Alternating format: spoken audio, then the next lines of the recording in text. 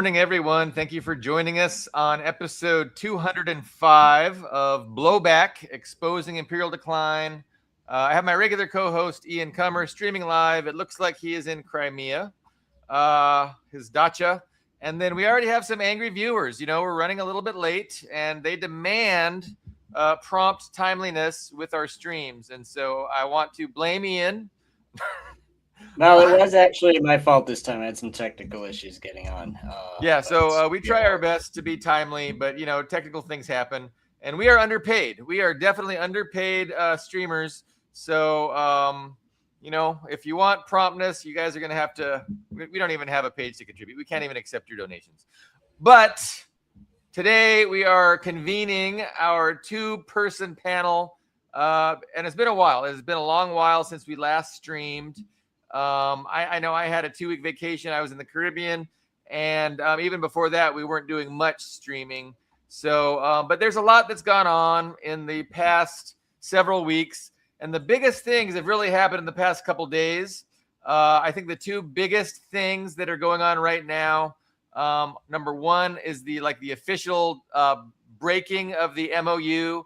Where both sides say the MOU is dead with respect to the U.S. war against Iran, and excuse me. So we're really seeing a return to all-out war. I mean, it's all-out war. Given the particular conditions of the U.S. having logistical constraints with the number of munitions it has in the theater. And so it's an all-out war, but it's just, salvos back and forth every day, really, is what we're seeing. And the Western press reports that this is expected to continue for a couple weeks, in which case the U.S. will run out of munitions again and probably try and have another peace agreement while they rearm, whatever. It's like, what are they doing? It's there is no military solution for the United States. And so it's going to be interesting to see how they, continue this, but they're losing. And so the other big news was the unfortunate demise of the wonderful Miss Lindsey Graham. Senator Graham, Senator Graham visited Kiev, visited Zelensky, visited a drone production plant, which was summarily destroyed with some Iskander missiles by Russia. And ostensibly, he returned home and promptly died of a massive heart attack. So the official narrative says that, in commemoration of wonderful Miss Lindsay's warmongering, that the Trump administration is now prepared to pass legislation that Lindsay has, constantly been advocating and pushing for, which is essentially a secondary sanctions and real tough economic sanctions, primarily aimed at India and China, who are buying Russian energy. So it gives Trump the authority to initiate 500% tariffs on any country that it deems is buying energy from Russia. Now, I would also just mention that the EU also continues to buy energy from Russia, so they would also be susceptible to these secondary sanctions. But it really gives Trump the power to determine who the violators are and who gets prosecuted. So obviously, he's going to use it to threaten India, to be more compliant in the West's efforts to destroy China. And obviously, it's going to be weaponized against China. But these are the primary, in my opinion, from my perspective, these are the biggest events of the last few weeks. And like I said, they really have happened in the last few days. And so, to me, it's just an escalation on all the most important fronts. And, it should be what, what analysts like ourselves perceive to be the most biggest and important things that have happened, recently. So we can talk about your perspective on these things, but also, we can talk about what the U.S. is planning in Iran, like what their strategy is, what they think they're going to be able to accomplish. And then we can also talk about, talk further about these sanctions, the Lindsey Graham bill that he co-sponsored with Blumenthal, I believe Senator Blumenthal, which again, the Trump administration has said, no, we're not going to pass this legislation. We want to let peace. We want to give peace a chance. This legislation would be counterproductive to peace, again, in regards to Ukraine and Russia. And so they've refused to. But after Graham died, they're using that pretext to justify passing these, this significant economic escalation. But Ian, I have soapboxed and grandstanded long enough. What are your thoughts? Well, it's been a few weeks since we've been on, so yes, a lot's happened. And I do think it's more of the same with Iran. Because Greg and I, when Greg's been on the show, we've more or less agreed on that point. And you were the Minority Report on that. You disagreed with us. Basically, we think they're just in this vapor lock. They're just because there's they don't want to admit defeat and pull out, but there's no way to win. Comments I've seen. There was one comment I saw online which I think said it best. The ceasefire and the memorandum was written because there's no military solution. But then Trump and company decided they didn't like that memorandum, so went back to searching for a military solution. But there is no military solution, so it's circular. It's circular, and that's and the irony of this is even before they attacked Iran. I've written about it several times before. What would it take for the USA to militarily defeat Iran? And I said, you can't do it with an air war. You need a ground invasion, not a small ground invasion. You would need something, the equivalent of the coalition that attacked Saddam's Iraq in not even 2003, 1991. Almost 1 million people. There were like 4 or 5 different countries giving substantial assistance to that. I said that's what it would take. At least that, maybe more than that. And both those invasions were not immediate. Desert Shield was 5 or 6 months of buildup, and so was the invasion of Iraq in 2003. And the irony of this is that if they had realized this early on, it's like, wow, okay, we can't just topple the regime with airstrikes, and the people rise up. The Kurds take up arms and rise up. The people who love the monarchy rise up. Just they had this fantasy in their head that apparently, allegedly, was put there by Netanyahu. Netanyahu's the brainchild of that fantasy. He convinced everyone else in the room, they want to be liberated. We'll be welcomed as freedom fighters, just like we were welcomed as freedom fighters and as liberators in Iraq, and it didn't happen. But if they could have pivoted and say, okay, we're stuck in this war that we started with Iran, and we can't afford to lose it. U.S. hegemony cannot afford to lose a major confrontation like this. They could have changed gears and said, okay, we're preparing for a major military confrontation. But it doesn't look like they even did that, right? There's still 40 or 50,000 people, American servicemen and employees in the Middle East, which aren't, and by the way, those are not like all, combat troops. That's just all of the people, logistical people, admin people, just all the different, basically they're employees. I mean, there's very few actual, combat units in the Middle East right now. And they haven't even, it doesn't look like they've even started to move anyone else there. Yeah. Yeah. So I think they're just stuck. I think they're stuck, and they don't know what to do. I don't think there's any master plan behind it. They're just genuinely stuck, and they don't know what to do. As far as Lindsey Graham goes, I've seen the accusations that he died in Ukraine. I don't think, and as far as I can tell, I don't know who started that rumor. I think these rumors kind of start organically, like they're crowdsourced rumors. And Larry Johnson on his blog, Sonar 21. You okay? Yeah, I was trying to get my notepad and everything fell, but that's good. Yeah, so Larry Johnson, the former CIA analyst,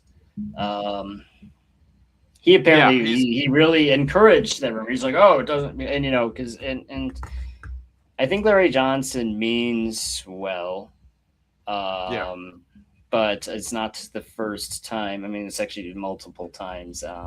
The issue is that he makes these very specific and concrete statements, and they're based on assumptions that, well, one, he can't possibly know, because just because you used to work for the CIA doesn't mean you know what's going on.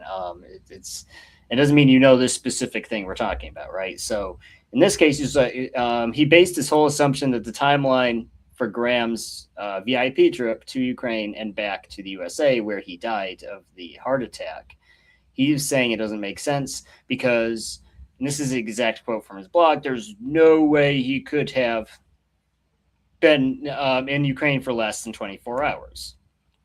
I'm like, well, why not? Why not be there less than 24 hours? That happens all the time. Did I ever tell you I met Arnold Schwarzenegger? I don't think I ever told you that. I met Arnold. Well, he doesn't know me. He doesn't remember. We're not best pals.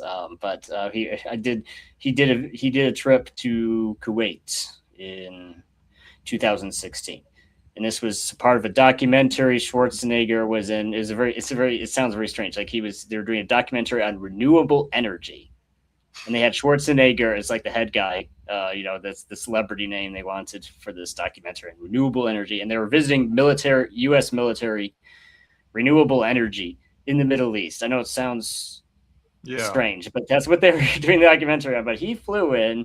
There were several bases he was visiting. So he and his little crew and his escorts went to several different bases. And then they got a helicopter ride. The military arranged a helicopter ride for. They got to ride a helicopter, get some cool overhead footage, and some footage of Arnold Schwarzenegger riding a military helicopter.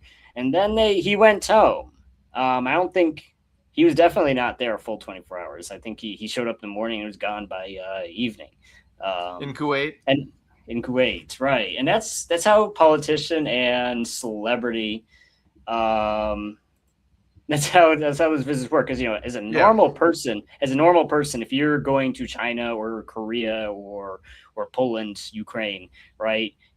You're planning a whole trip because it's a big deal. You're paying up the nose for your tickets. You're taking time off work. You're like, I want to make this trip worth my while. So yes, you or I would stay in a country for at least 24 hours because it's a cool experience. If you're a politician, a celebrity, you're not thinking that way because one, you're not paying for it yourself. It's just a business trip, and also, it's just.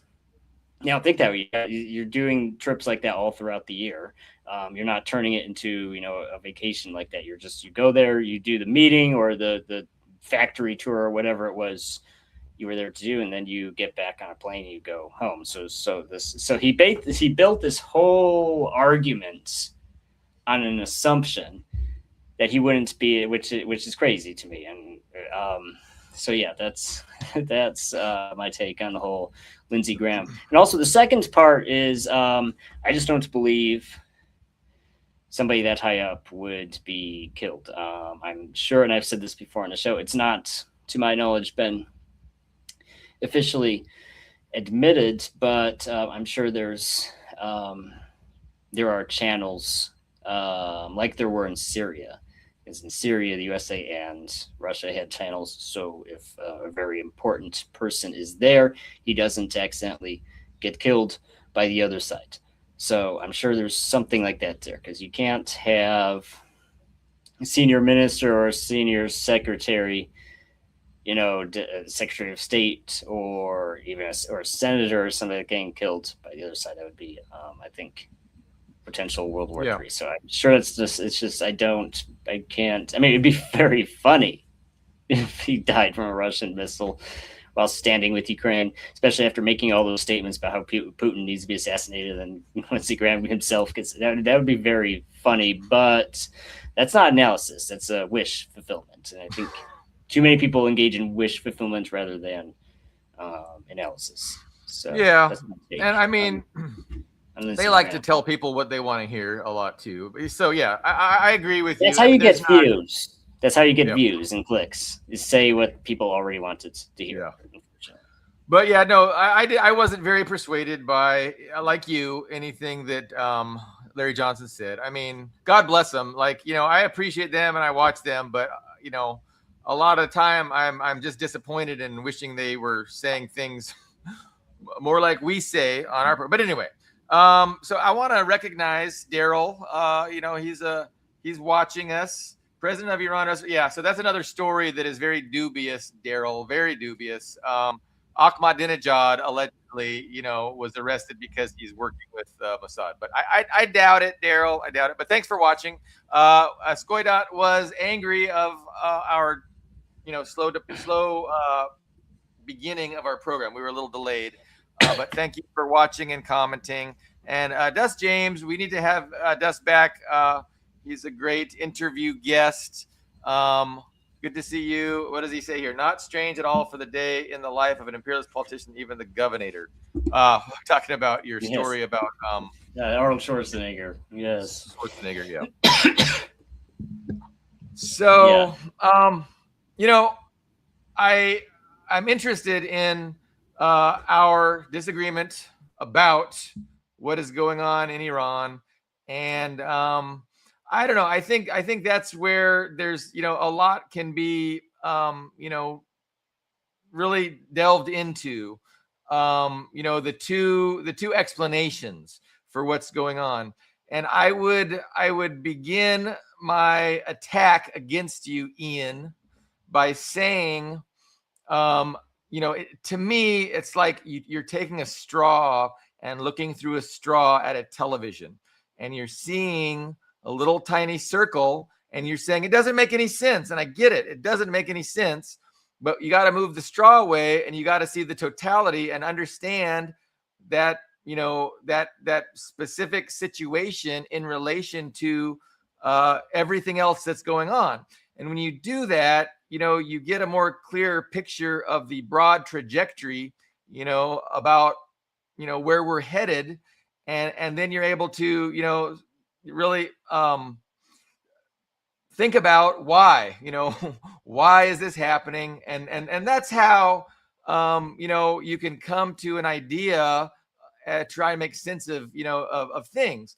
But, you know, the idea that there's no strategy, that the West has just caught themselves in a cluster and they don't know what to do to get out of it.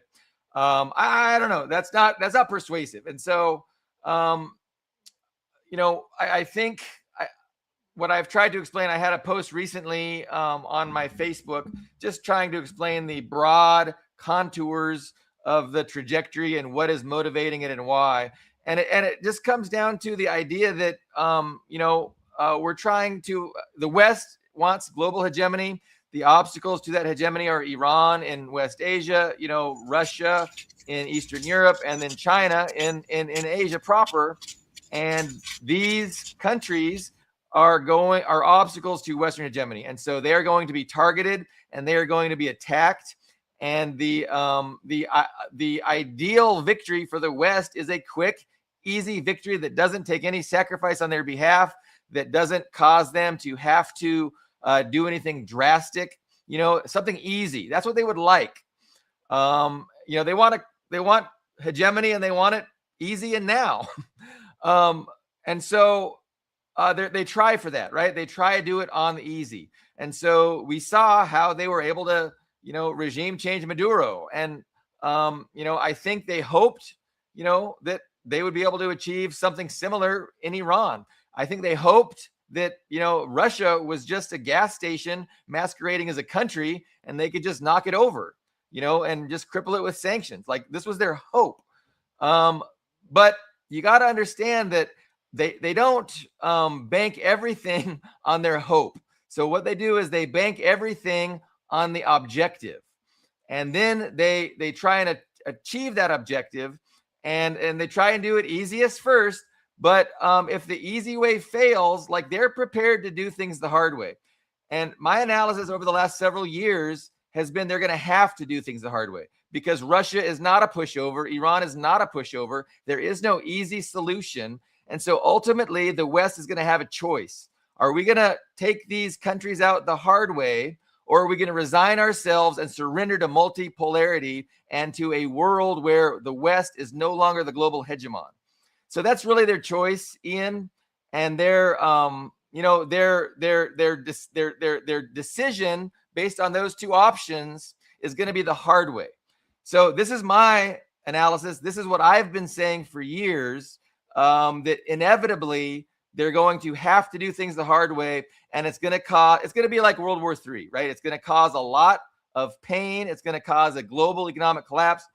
And so, with that perspective, and when I look at, the events of the last year, the last 2 years, like, everything just lines up. And so, I get more and more convinced that this is exactly what is happening. This is the exact correct and proper way to understand things, and so I don't know, maybe we could just go back to that, right? So they have a choice: resign themselves to multipolarity, or continue to push and try and do their best to somehow overcome these intransigent sovereign countries of Iran, Russia, and China. And so what we see this week, these past couple of days, with the escalation that has occurred, we see that what they're choosing, they're showing us the choice that they are making. They are not resigning themselves to multipolarity. They are not surrendering to a world that they do not have hegemony over. They are actively pursuing hegemony, and it's going to be disastrous for humanity. It's going to be disastrous for the global economy. And we can see, again, at the very beginning of this, right? Like, this is a process. It'll be a large, big conflagration, but we can see we're building up to it. And with the the trashing of the MOU, the reinstigation of all-out war with Iran, with daily bombings going both ways, and then with these sanctions being passed to further tighten the economic noose around countries like India, like China, and like Europe, in order to control them. I mean, all of this is going towards a particular objective. Anyway, you get well, me. It's just not. Well, I'm not sure what you said I'm wrong. I'm looking through a liberal framework straw, like as a straw with liberal framework written on the side. I'm just not sure what are you disagreeing with me about. Okay, so what I just said was my analysis of what's going on, and it sounds so. My understanding is you reject completely that analysis, and you see that with Iran. Reject it. Just there's no. You're. I think you're over persuaded by the pro-Trump, by the MAGA crowd's arguments that Trump is looking, it's 12-dimensional chess. He's looking, it's a five year, Comrade Trump's doing a 5-year plan. It's all part of the plan. I think in general, there's that Wolfowitz doctrine. There's that, a hegemony. I agree. Hegemony is very important. And I don't think there's, beyond that, I don't think there's just this specific technical plan to the detail that you think there is, because I don't look at what's happening in Iran. I don't see they're tightening their noose, they're escalate. Well, not really. They can do more, of these, these air war, trading strikes with each other, but they're going to be much less effective than when they had surprise and they had the shock and awe in the first couple days. I'm sure Iranian interception rates are better. Anything that wasn't hardened against airstrikes is hardened now. and they can just keep getting more missiles from Russia, from China. I'm not sure what, I don't know what exactly they're getting, but they're getting something. So it's not something. Oh, we just bomb them a little more, and it'll it's not. Um, it's not logical escalation, if that makes sense. I think they just don't know what else to do, because there's no exit strategy. There's no game plan that really works at this point. And the clock is ticking, and it is going to collapse the world economy, but it's specifically going to collapse the economies of countries tied to the USA, which is it's the opposite of what a hegemony wants. Countries that are decoupled from the USA will be okay. Russia will be okay. China will be okay. Any country that's blockaded by the USA will ironically be okay. If there's this collapse due to oil shortages, it's not going to be good for U.S. agriculture. We've gone basically the whole summer. It's going to be even if the war ended right now and everybody had a peace plan right now, the summer's it's done, because it's not immediate. And those tankers take weeks to get to where they're going. It's already it's done. I don't know what the long term economic effects of this are going to be, but they're not going to be good. It might be okay for the USA specifically, because it's more energy independent than Europe, but it's not going to be good for Europe. If the Ukraine war is still going this winter, I don't know what they're going to do, because right now all of their gasoline and their oil and their natural gas is from Europe. And if Europe's having shortages, I'm not sure they're going to feel so generous with Ukraine if it's December and there's not enough for both of them. I don't see them sending it to Ukraine. So there's all kinds of questions of and I don't think we can exactly know. We can guess, but I don't think we can know exactly what the the long-term effects of Iran is. But I don't see this being good. I don't see it being good for hegemony, and I think if you ask them, if you ask these guys, do you wish you could take that back? If you go back in time and stop yourself from pushing the button to attack Iran, at least, think about it or plan it a little differently, I think they would say yes. I don't think they'd say, oh, no, it's going according to plan. Everything that we wanted to happen happens. No, I don't think they would say that. They would say, well, I think they know they screwed up, but they don't want to admit that they screwed up. Okay. No, I get it. And that was the perspective I had tried to address with my my long-winded analysis that I shared right after that. And I think, the thing is, what you're saying, it just lacks in any kind of utility, right? It doesn't explain things. And I think mine is comprehensive. It's related to, everything else that's going on. And it allows one to understand it and position their own opinions about it, and where their support is, based on the primary driver of what's going on. And so I'm not sure. You said a bunch of things that some things are possibly true, some things aren't possibly true, but it doesn't really it doesn't really influence. It has no bearing on the broader trajectory and what is motivating all of this and what the objective is of the West. So again, I think I would probably agree with Dust here. The United States is waging a war of attrition against Iran, and they're just like they did against Syria. It took years and years to defeat Syria.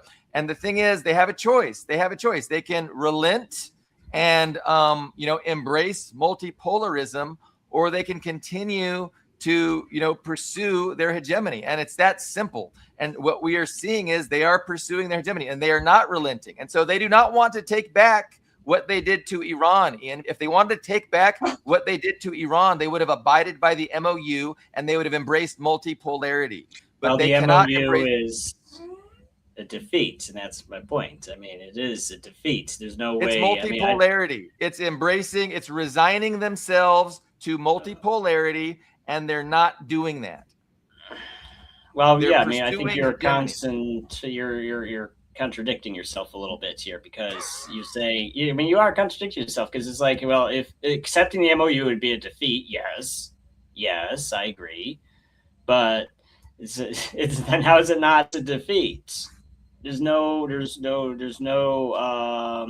way out of this. And this war of attrition. I'm sorry, but Iran is not Syria. Persians are not Arabs.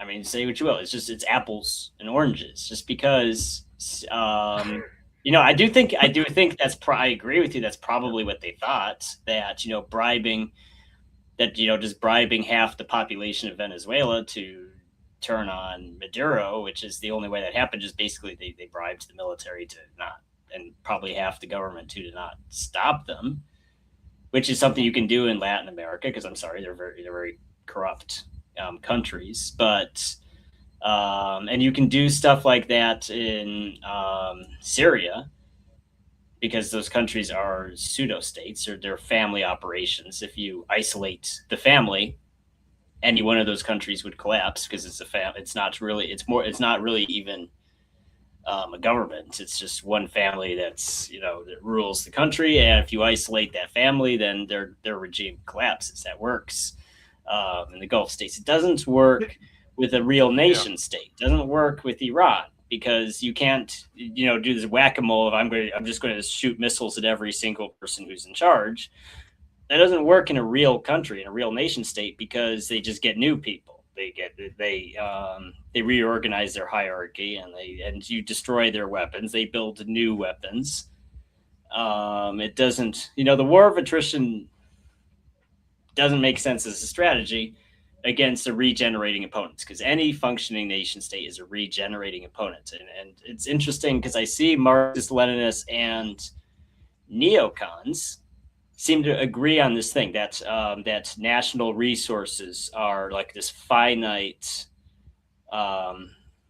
stockpile. Like if we can beat Russia or we can beat Iran by destroying enough tanks and they run out of tanks, or we destroy enough missile silos and then they lose. Well, a country is like, a nation state is, it's an organic entity. Its main resource is the people. As long as the people are still working and rebuilding stuff, you can't just, shoot tanks one at a time and win. That's not how it works. So, and it's asymmetric in the sense, it's not an asymmetric, it is a symmetric conflict, but it's asymmetric in the sense that everything the US uses over there has to be shipped from around the world. Well, they don't have to do that. They have enough overland routes to stay supplied, and their own organic military-industrial complex is very strong. There's no reason they can't just keep building missiles. It's going to be the USA that runs out first before Iran. So attrition doesn't make sense if you run out first. Can you grapple with my analysis that essentially the West is given two choices, right? It's to continue to pursue hegemony or to concede and submit to multipolarity. What is your thoughts about that? Because I think that's just the fundamental thing that I see. I think it's going to just. Of course, they're not going to willingly surrender. Yeah, but I don't think. I think it's just leading to collapse. You have an empire that's in the very advanced stages of collapse. Every institution, Americans' education systems, America's infrastructure, America's military, America's government, it's all rotten away. I mean, it's you have all these special interest groups. It's just you have the vultures circling. Every group in the USA right now is just, what can I get from this corpse before someone else gets it or it rots. So it is a carcass out in the desert all these groups are circling. What can I get? So you have the Israel lobby. It's like, okay, this corpse can help me for one last war and try to give me regional hegemony in the Middle East. You have Indians. It's like, well, I can get my wealth and get send that money back home and be an oligarch back home. You have Cubans, the Cuban expats, the Gusanos, who are like, well, maybe we can, before the U.S. collapses, we can at least get our dream of revenge on the revolution. So you have all these groups. None of them care about the country. Because I'm not even sure. And that's the issue. I don't really even seeing anyone using, good imperialist logic here. Because if you have, a legacy, because, an empire is a legacy. You want it to survive to the next generation. But I don't look at these guys. I don't look at Elon Musk and, Trump, or any of these people. I don't see, Roman emperors trying to build, legacy or the British Empire. I see, people in the late stages of those civilizations. You have the Western. What were the late? Okay, so in the 4th and 5th centuries, what was the grand strategy of the Roman Empire? I think the correct answer is say they didn't have one. Same thing with the British Empire. What was their plan after World War II? Well, they were just trying to keep their heads above water, and the USA, this Suez Canal crisis just stomped on them. So I don't know. Maybe we don't disagree. I just don't see I don't see like this. You see it as like a chessboard, and these are smart, intelligent people carrying out a rational plan. I think this is apologetics, because the problem with apologetics can build a worldview that makes a lot of sense. The problem is that you have a pre-established endpoint, and then you're trying to retroactively connect the dots to match the endpoints that you had established. Yeah, no, it's called analysis, and that's what I'm engaged in, and I'm making certain declarative statements, and I'm trying to figure out why you don't agree with certain things. And so if we're talking about the West is faced with two choices, continue to resist and try and destroy the obstacles to their global hegemony, the sovereign obstacles of Iran, Russia, and China, or to resign themselves to multipolarity and just one state among many other equals with an ascendant China. Like their response to this reality is to fight and to continue to do what they can to remove these obstacles. Well, okay, I see where we disagree. disagree. Okay, so I don't really believe in the BRICS multipolarity, axis of resistance. I don't look at China. I don't look at Russia and see we have to defeat the evil United States and liberate the global South and, get rid of these evil capital. No. They would be perfectly happy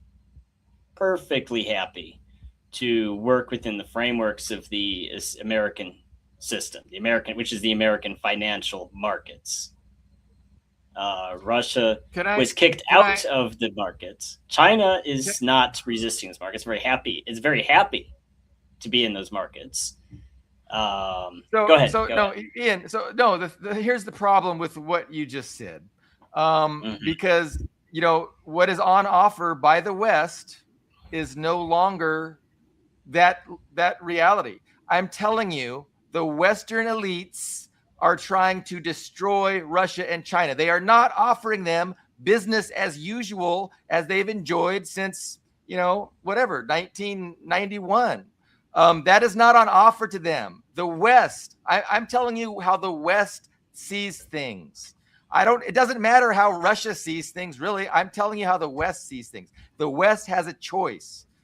They can resign themselves to a rules-based order where there will be multipolarity, where China will ascend and be the greatest power, in the history of the known universe, or they can fight and resist it.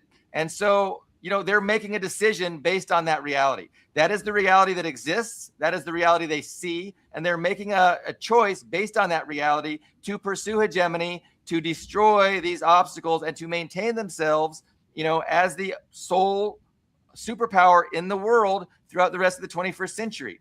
So that's what's going on. And then, Iran is, and that's why you have to look at Iran in that broad picture. And you have to understand that, sure, they tried to do things the easy way and it failed. Of course it did. Everybody fucking saw that it was going to fail, right? Same with Russia. Did they really hard way though? There's no hard way though. Okay, that's what I'm saying. That's where we disagree. And I'm telling you, let's just see what happens in 2 years, motherfucker. You know what I'm saying? Like, that'll be the fucking hard way. The hard way is fucking coming, and we're going to fucking see it. And it's not going to be successful, Ian. Nobody's saying it's going to be successful. We're saying that it's going to fucking happen. That's what I'm saying. And we're seeing it. We're fucking seeing it play out right now. How long before, there's a serious economic catastrophe that is felt by people? That's pretty soon, right, Ian? Like, how long do you think that's going to be? Probably soon, yes.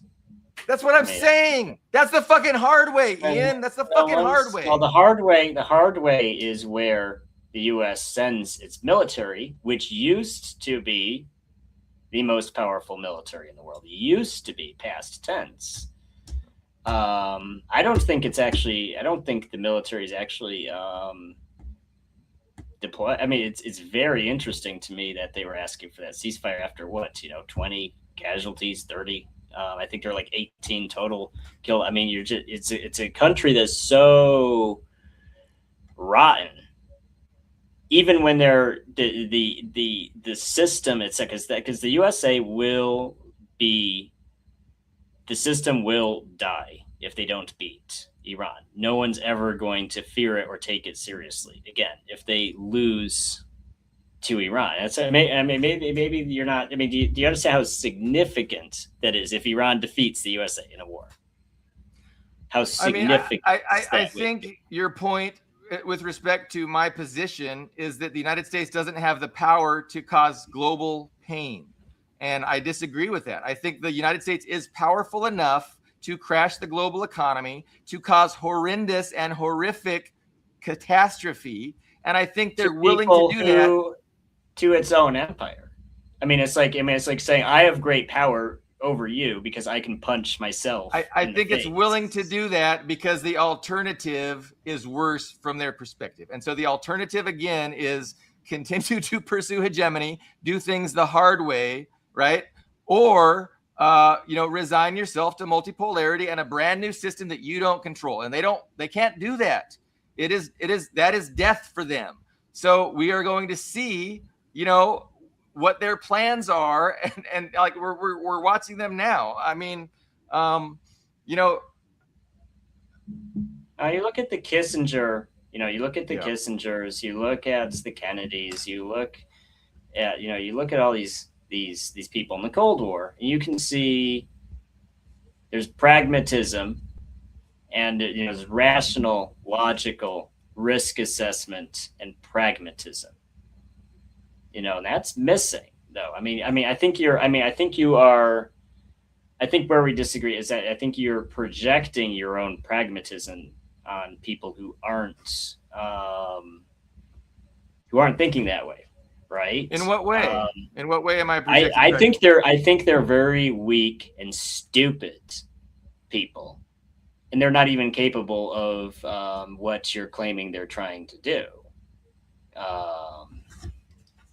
They're not capable of attacking Iran. They're not capable of tightening an embargo against China.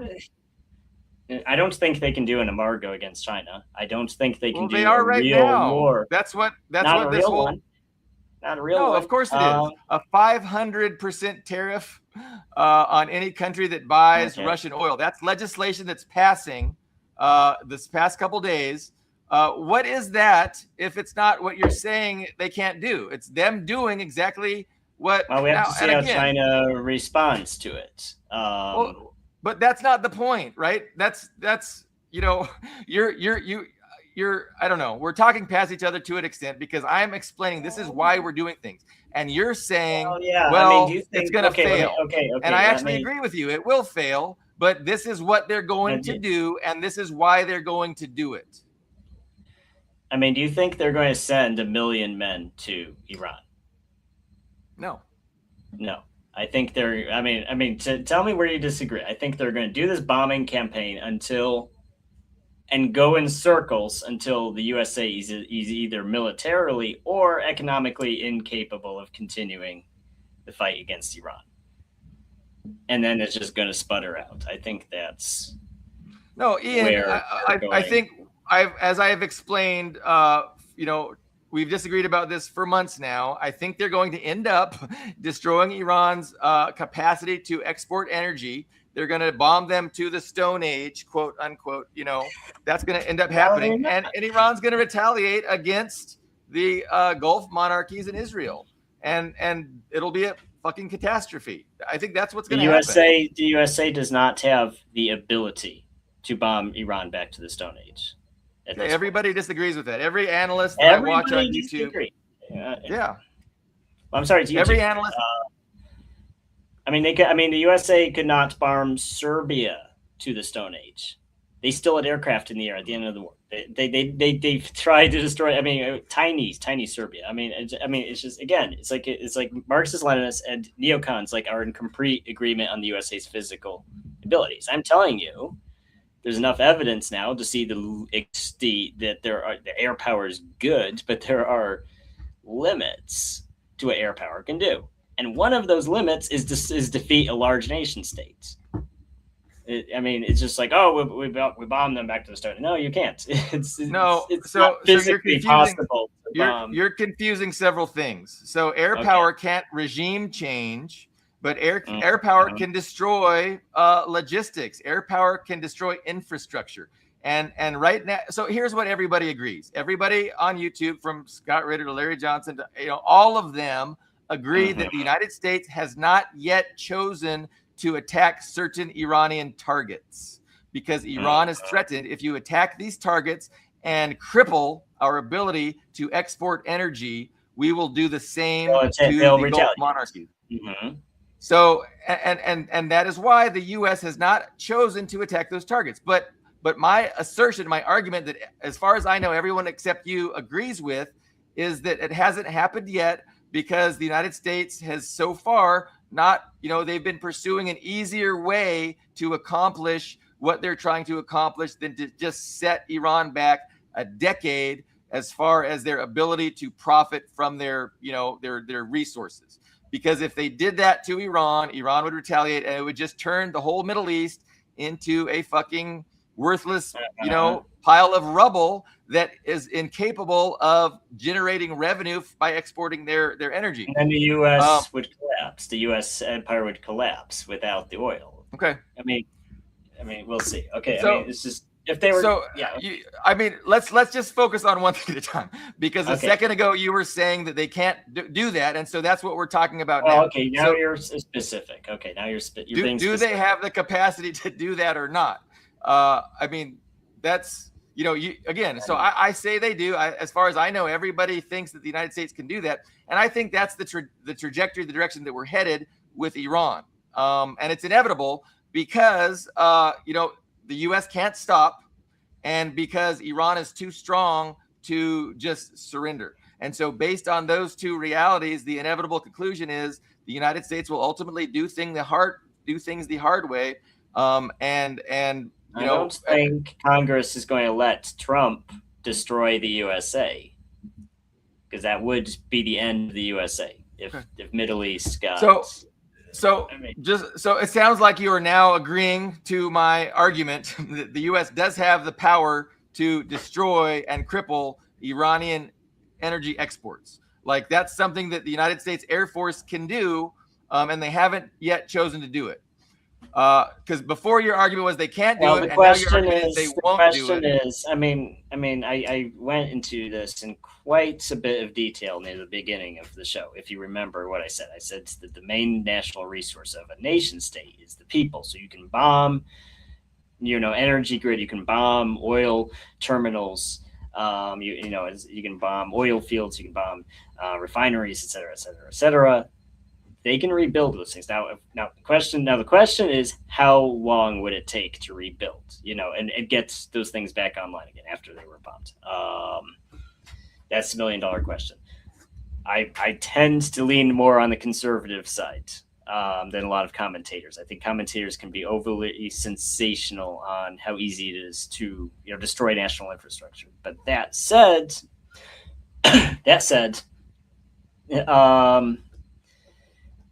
it's a disruption to not just the global economy, but the U.S. aligned global economy. Russia won't collapse without Middle Eastern oil. China will not collapse without Middle Eastern oil. Europe will collapse. Ukraine will collapse. The USA will be weakened. I mean, it's not, and Iran in the long run will be fine because they will get the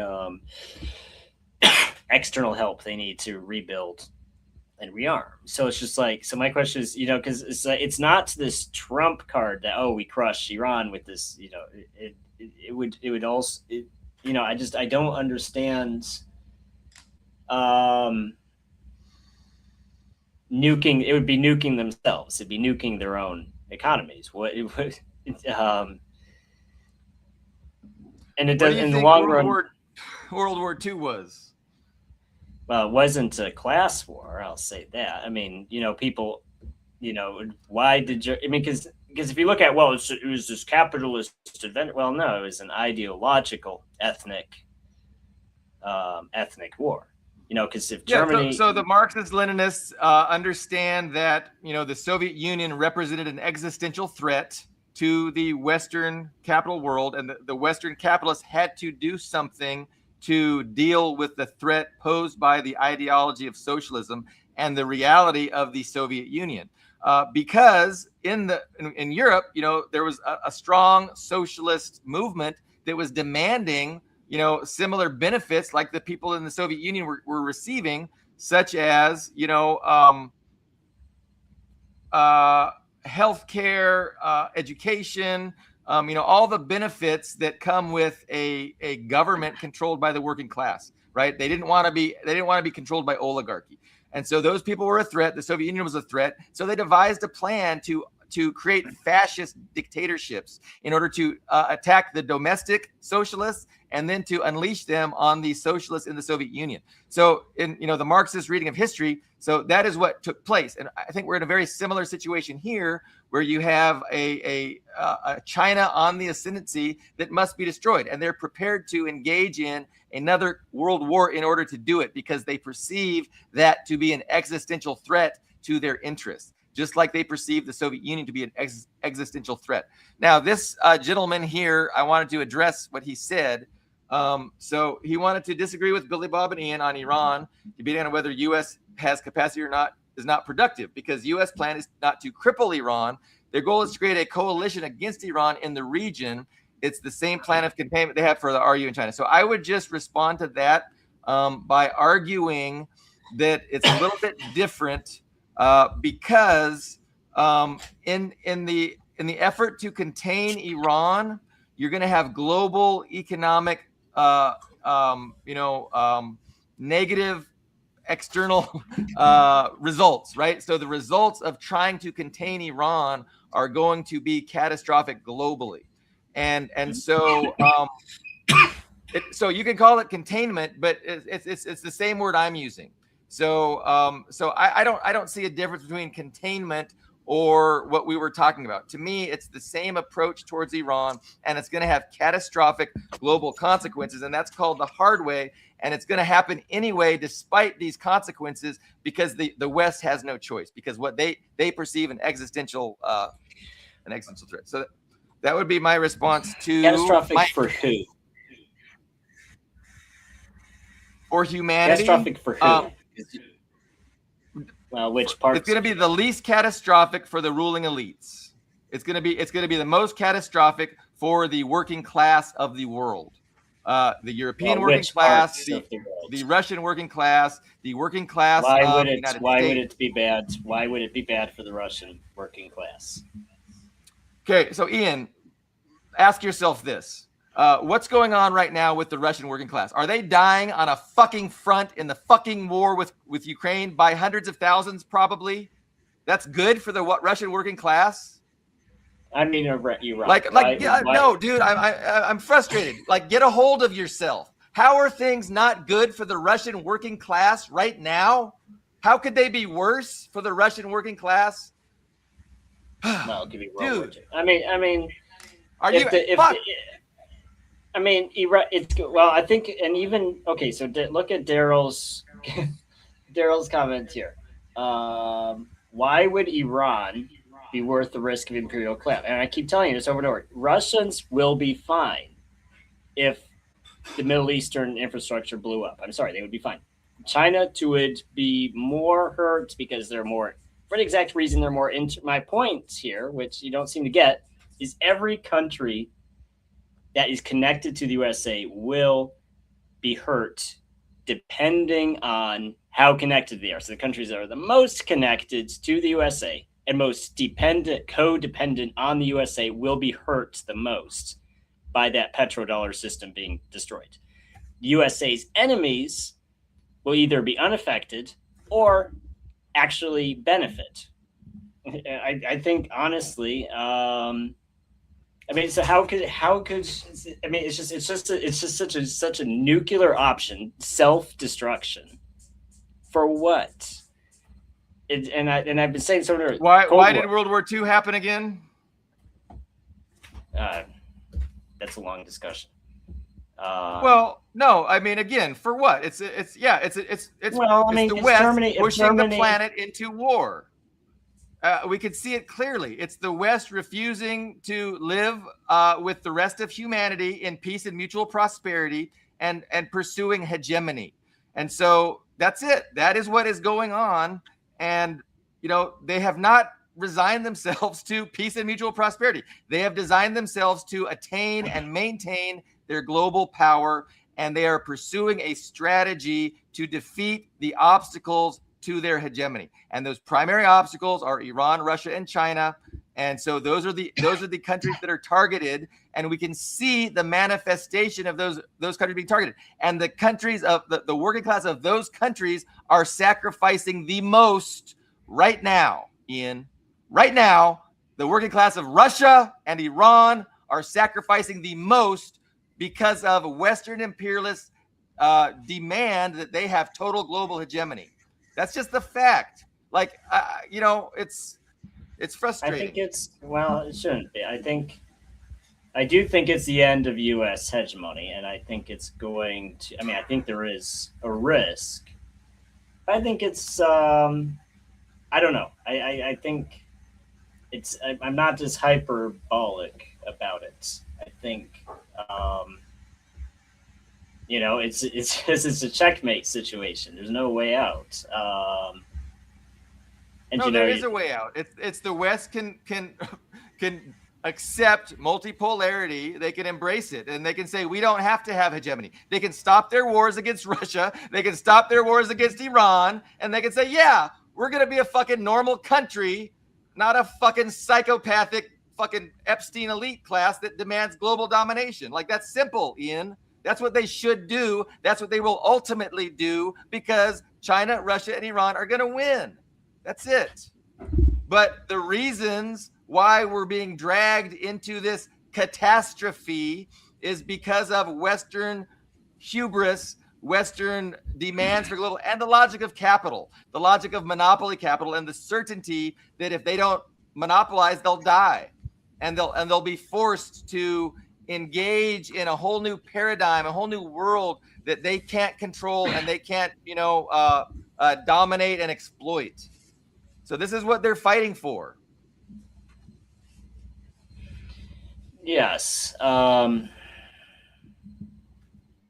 That's a late stage. I mean, it's a catastrophe for Western countries. Well, right now it's a catastrophe for Iran, and it's a catastrophe for Russia. I think right? the Iranian And Ukraine Russian, and Ukraine. the Iranian and Russian losses, are high, but they're proportional to how it's going to change their position on the world stage. Iran is going to emerge from this as a world power. Agreed. They were already a regional power. They're going to be a world power. Agreed. Russia's it's more complicated because it's great because we're getting into great game politics to a greater extent than it applies to Iran. It's more complicated for Russia because Russia just wants the USA as a partner, not as an enemy. And if the USA self-destructs, that's bad for Russia. I mean, it's bad for Russia, well, for various reasons. But, yeah, I think, so Mike's comment, or was it your comment, about the coalition, the regional coalition? I think that's true, but I don't think any of those Arab states are going to value the USA over Iran as a partner. I think a lot of them are going to consider Iran as their partner when this is over. So, and what I'm saying is, we're on the cusp of a great conflagration, not that dissimilar from World War II, and on the other side of that, the U.S. will lose. That's what's going to happen. So again, we know in World War II they had this plan to destroy the Soviet Union and to use the German army to do it, and that failed. That they had to change plans midway, but they opportunistically, influenced events, and the United States happened to be the greatest beneficiary of what was initially begun by Western Europe. Western Europeans were the primary ones pushing this doctrine of arming fascism and using Germany to defeat the Soviet Union. And it turned out that the United States ended up being the greatest beneficiary of that conflagration. So, we see what's going on. Right now, it's the United States pushing the world to the brink of a huge catastrophe in order to defeat these rival sovereign countries of Iran, Russia, and China. And it's not going to work out well for the United States, just like it didn't work out well for Western Europe. And ultimately, the greatest beneficiaries, I believe, are going to be Iran, Russia, and China, like you were saying.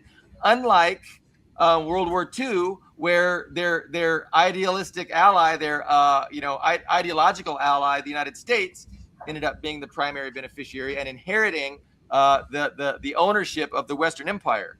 But I don't see that repeating itself. I see that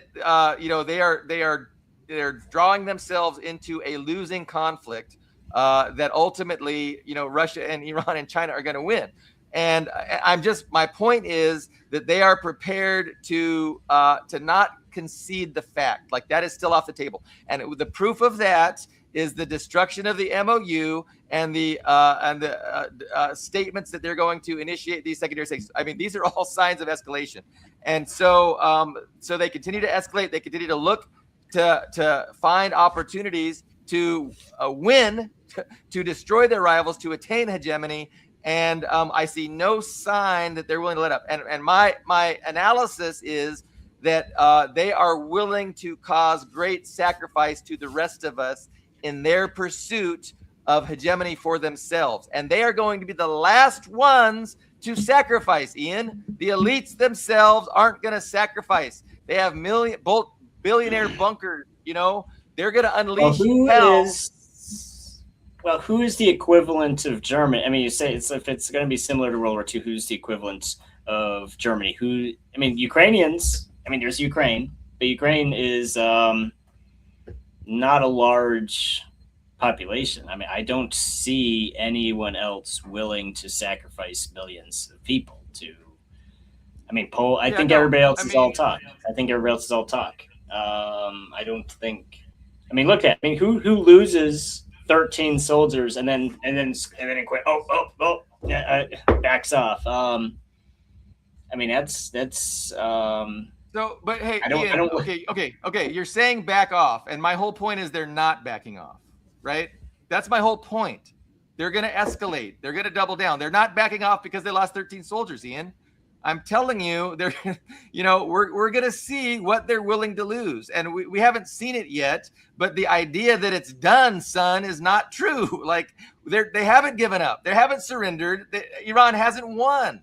Like, the United States is still there, doing everything it can to continue. And again, I think there's a lot they can do, not to win, but to try to win and just cause a lot of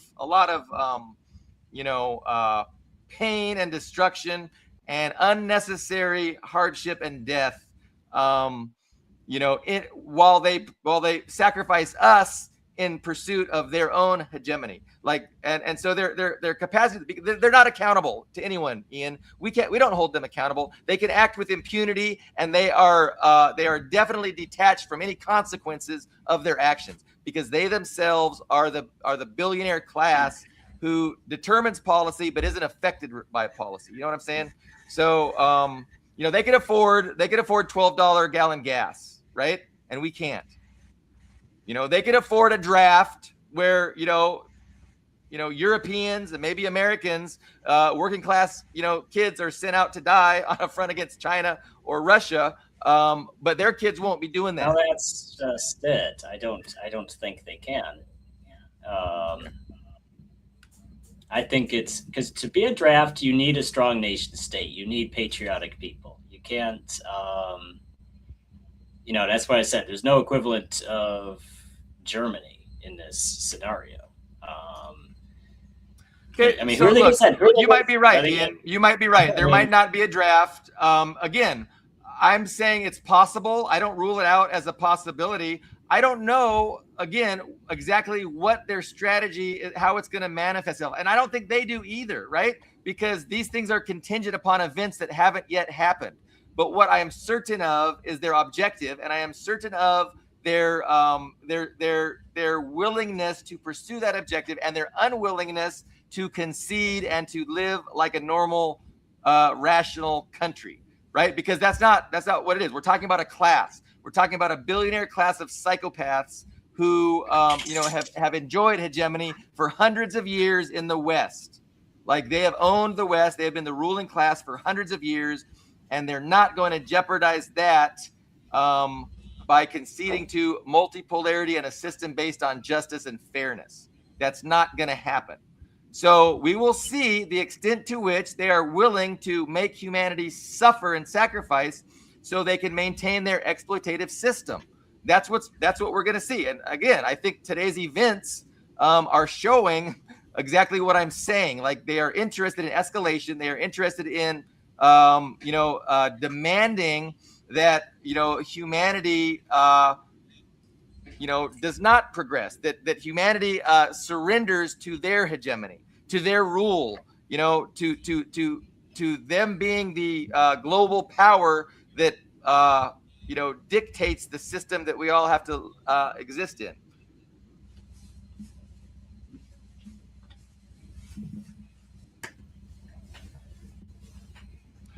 Well, yeah.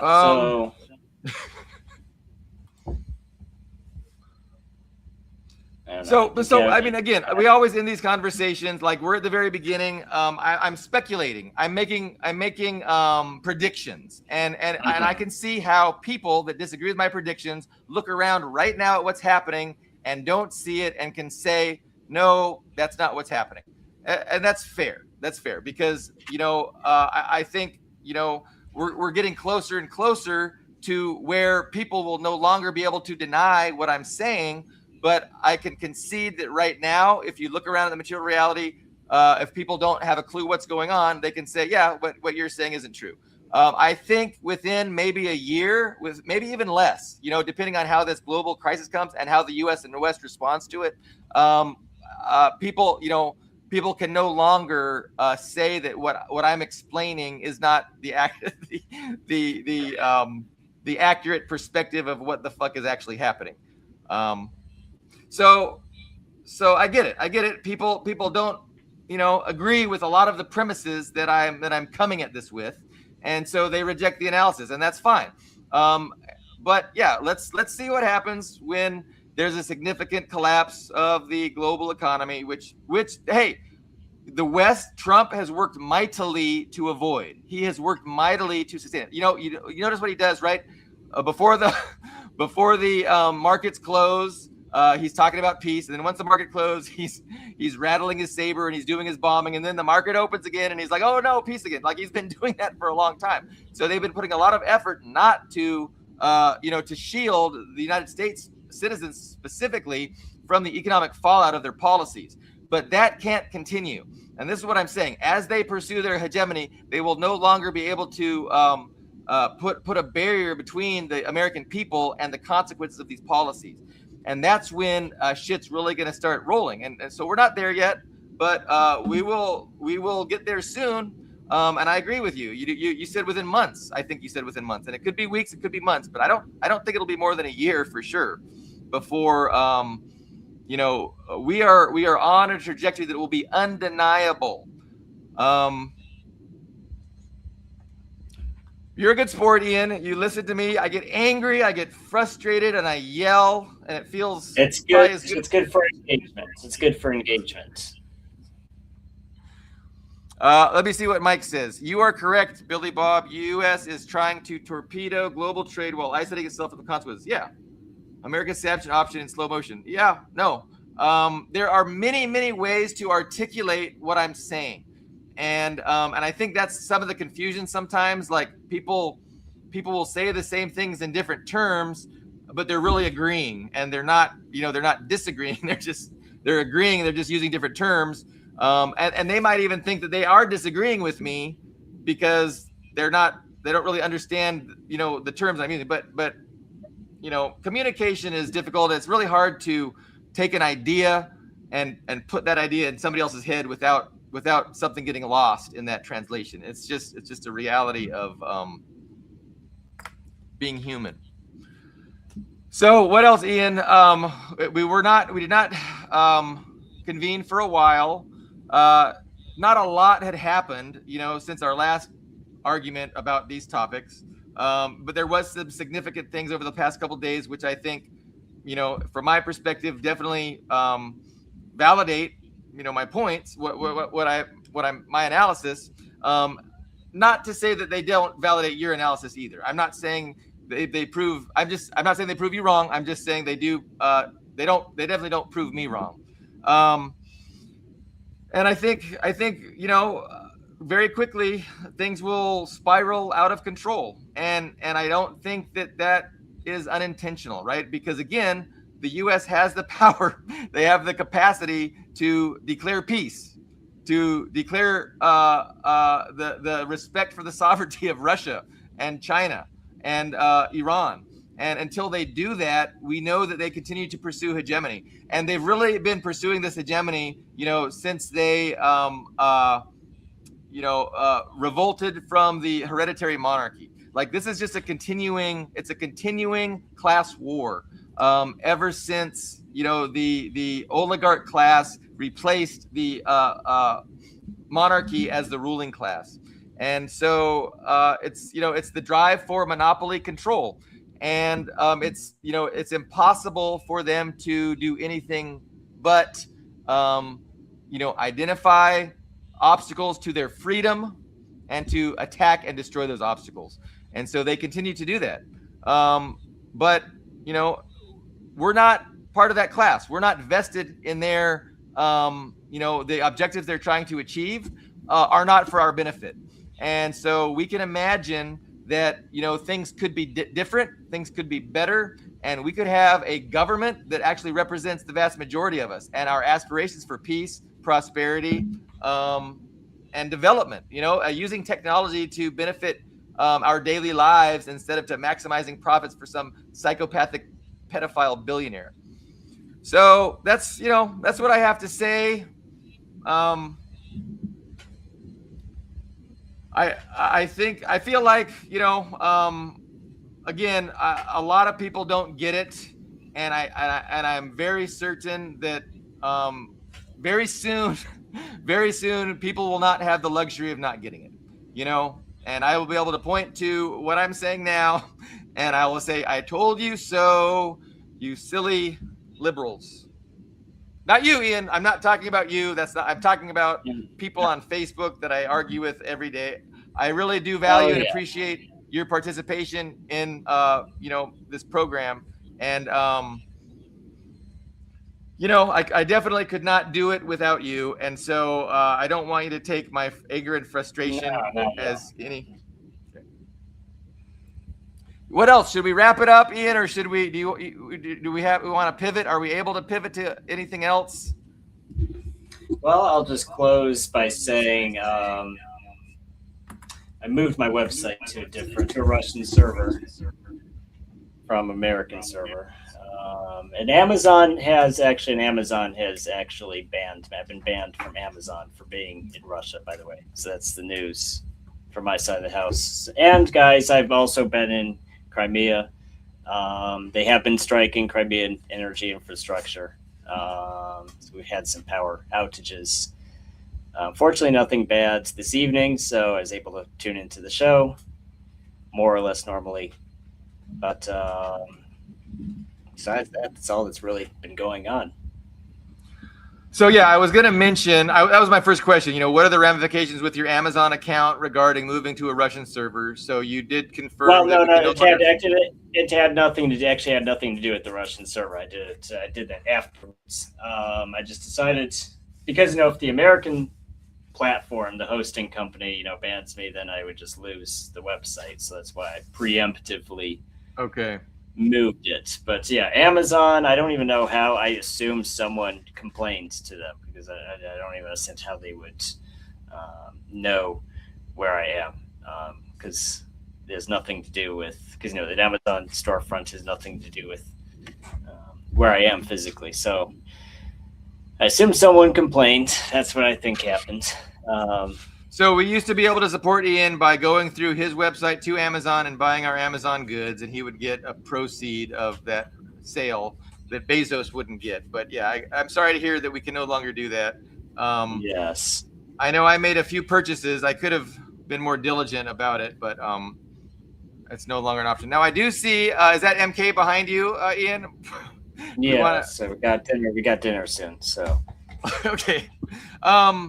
I won't drag her in. I like it when she comments. I guess she doesn't have a lot to contribute to our program today, but no, she's definitely has opinions, and she often comments in our in our comment log here, and I miss those. So Mike asked, what are predictions for the next few months? Yeah, I just think escalation. Again, we're going to see the economy start to tank, the global economy start to tank, and I know that the West has a plan in place for that, right? Like they know this is happening, they're predicting it, and they're causing it to happen intentionally, right? They don't want it to happen. They want to win their victory without any sacrifice, without any have to work for it. But again, because Russia, Iran, and China are strong, they can't. And so they're doing things the hard way. We're going to see more escalation. We're going to see a bigger harm to the global economy. It's going to affect the poorest countries. Sub-Saharan Africa is the worst. There's going to be starvation. We're going to see increased mortality rates. And eventually, I am fairly certain that, we're just going to see the Middle East will go up as a tinderbox. And the U.S. will end up destroying those targets that they have refrained from destroying so far in Iran, and Iran will retaliate, and that'll be the new normal, and that whole area will be put back for years, maybe a decade, as far as their development goes. And so, that's just. We will see if that is going to be the extent of World War III, or if that'll be just a tiny little footnote in all the destruction that ends up taking place. So sorry to leave all of our viewers with that pessimism, but no, I think that's what's going on. And I don't know what we as, citizens of the United States, for myself, the working class around the world can really do about it. There's no levers of accountability. There's no way to hold the ruling elite accountable or to influence their choices, and the choices they're demonstrating what they have chosen very clearly every day, with continuing to pump out the anti-China, anti-Russia, anti-Iran rhetoric, continue the sanctions, escalating the sanctions, continue the blowing up of energy infrastructure around the world, Russian energy infrastructure, Iranian energy infrastructure. So like all of this is signaling that where we are going, and it's not it's not to peace and prosperity. It's to a huge global conflagration that'll have catastrophic consequences for the vast majority of humans. And it could be within months, because you asked months or years. It could be months. It could be years, Mike. There's different numbers out there. 2030 is another number that, is thrown around. That's 4 years from now. But, believe me, we're going to see significant escalation in the next 4 years, and probably in the next 4 weeks. I'm sorry, Ian. I feel bad lecturing you and not letting you get a word in edgewise. But no, I know you got to eat. Yeah, but it was a good show. Are we going to reconvene on Thursday? We can try. Let's tentatively schedule for Thursday, and maybe we can even get a guest. We'll talk about guests after the show. All right, sounds good. Thank you, everybody, and we'll see you hopefully Thursday.